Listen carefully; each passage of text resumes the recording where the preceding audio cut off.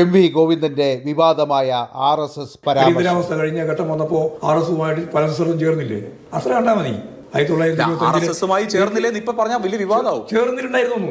എന്ത് വിവാദം വരാൻ? അല്ല, സത്യസന്ധമായിട്ട് കാര്യങ്ങൾ പറഞ്ഞ വിവാദമായി പോകും.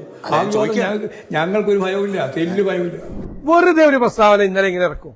ഇത് നേരത്തെ ശ്രീ പിണറായി വിജയനും പറഞ്ഞിട്ടുണ്ട്. ഈ നിലമ്പൂർ ഉപതെരഞ്ഞെടുപ്പിന്റെ തൊട്ടു മുമ്പ് എന്താണ് ഈ പഴയ സൗഹൃദത്തെ പറ്റി CPM ഓർക്കാൻ കാര്യം? നമ്മൾ വേർപിരിഞ്ഞെങ്കിലും, ഇടയ്ക്ക് വേർപിരിഞ്ഞെങ്കിലും പണ്ട് നമ്മൾ വലിയ കൂട്ടുകാരായിരുന്നു, നമ്മൾ ഒരുമിച്ചായിരുന്നു എന്ന ഒരു പ്രണയിനിയുടെ പ്രണയാർദ്രമായ അപേക്ഷ പോലെ ഇപ്പോൾ സഹായിക്കണം എന്നുള്ളൊരു അപേക്ഷയാണ്.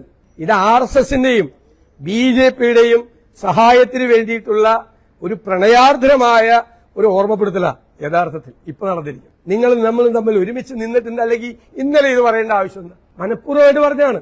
അവിടെ ഇവരെല്ലാം, ഇവരുടെ ഈ കൂട്ടുകെട്ടിനെ എല്ലാവരെയും ഞങ്ങൾ പരാജയപ്പെടുത്തും. ഒരു സംശയം അക്കാര്യത്തിൽ വേണ്ട, ഒരു സംശയം വേണ്ട.